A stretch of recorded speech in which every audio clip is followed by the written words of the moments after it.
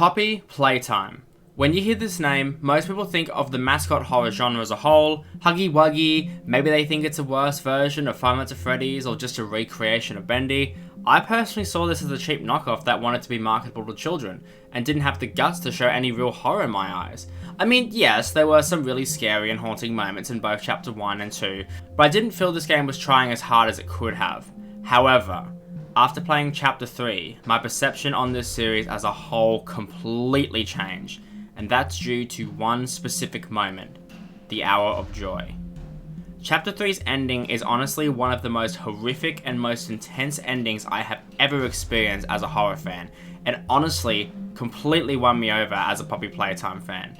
Now, I didn't have the best time in Chapter 3 for context.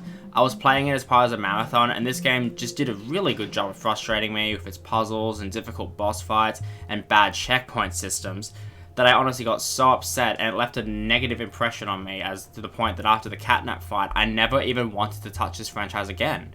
But that was until I saw the Hour of Joy. So a quick summary for those who have somehow never heard of Poppy Playtime or understand its story. In Poppy Playtime, you play as a former employee for the company Playtime Co., who specialised in making toys of wide variety for children to enjoy. However, everyone at the company supposedly went missing, and in Chapter 1 we are told that they are still here and need to be found.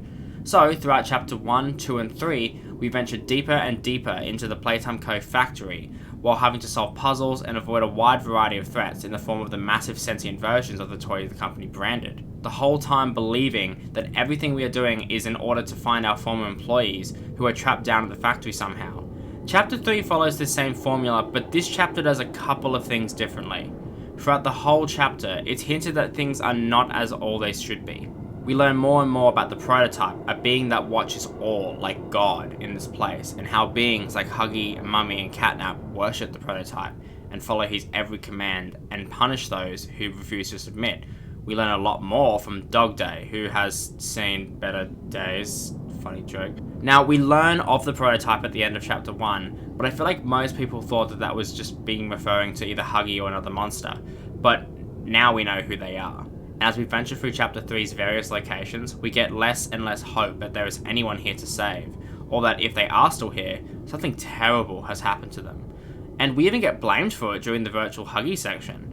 We learn of that children were being experimented on in Playtime Co.'s Playcare Orphanage, which off topic is just so messed up. Like, what? This place is so weird. I mean, it makes more sense if you know the kids were experimented on, but anyways, we want to know who they are exactly. And we get hints of that they are the toys through scenes like Kissy looking at a photo of a girl who we can assume is her. And look, the smiling critters are definitely kids, let's be real. But it's not until the end of Chapter 3, after grinding through this horror factory, that Poppy decides we finally deserve to know what happened after avoiding the question for so long. Poppy tells us that the event that caused everything that happened is called the Hour of Joy. We are then presented with the VHS tape of the Hour of Joy. In the clip, it starts in the very first room we see in the game, with Huggy Wuggy standing there, while workers and possibly customers roam around the room. We then see Huggy attack the closest person and kill them, and then the next, and then continues to kill people as everyone starts running for their lives. We see the game station, where Mummy is behaving in a similar way, killing everyone she sees, scooping up multiple people and dropping them onto their deaths. We see the smiling critters swarm a man who tripped down some stairs and presumably eat him alive. We then see a man running for his life from a whole bunch of Mr. Lights as he enters a room and is presumably caught and killed. We see Kissy, who we know from the restricted location VHS tape, killed the employees who were transporting her, and this also confirms to us the date of where this event happened too, 8th of August 1995.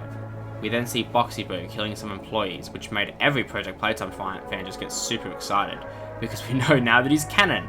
And then we see Catnap in the Playcare attack someone and throw their body on the stairs. We then see a bunch of locations throughout the factory, most of which we have actually been to before, where the bodies are piled up and scattered around. They killed everyone. Hundreds of people were killed, slaughtered, and as we soon learn from Poppy, the reason they are still here, they were dragged away and eaten. This tape is just so disturbing, and the music that plays with the tape is just so unsettling.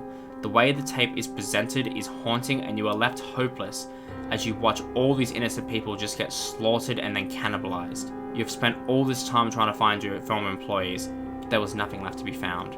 This tape for me was what took this game franchise to the next level.